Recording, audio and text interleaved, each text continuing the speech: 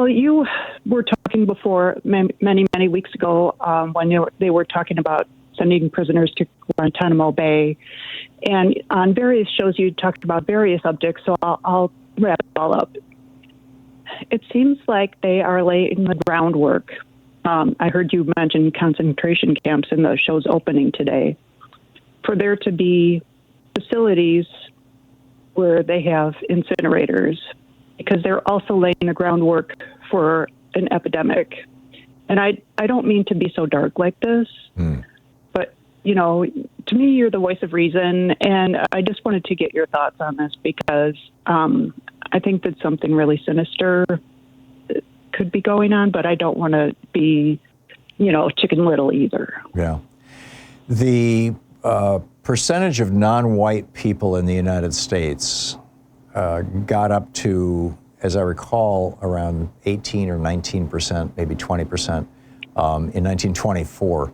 And that was when Congress passed a law that fixed all immigration into the United States based on race, so that so that the demographic of America wouldn't change. In 1964 or 65, Lyndon Johnson signed legislation that overturned that legislation. And ever since then, we have had non-racially specific immigration policy, and the result is that the percentage of people who are non-white in the United States is now approaching 50%.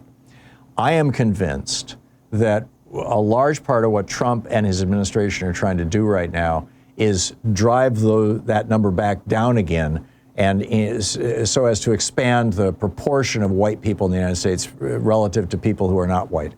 And this is the reason. I mean, you have to ask, why is it, for example, that they've announced that they're actually starting to go through green card holders, people who have the legal right to be here basically forever, green card holders looking for arrests so that they can evict them from this country. An awful lot of green card holders are not white people, as a result of that change in the law in '65.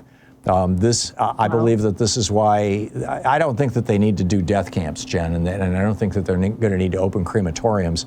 I think that what we're seeing instead with the deal that Trump negotiated with El Salvador, where we pay them a fraction of what it costs us to incarcerate somebody in the United States under at least semi-reasonable conditions. Instead, in El Salvador, in this notorious prison, they're packing 15, 20, 25 people into a single cell without a single bed in it.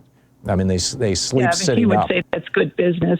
Exactly, and I don't think they need death camps. There's no shortage of third world countries that for a small profit would build private prisons and take our people.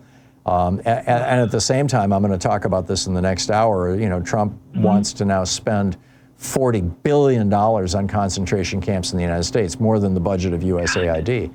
So, I don't think that, what was it Mark Twain said, history doesn't repeat itself, but it rhymes.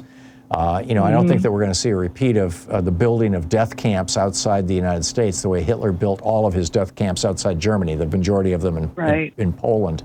I think there was one in Holland. But I do think that these outside the United States prison camps are something that Trump is going to do everything he can to expand.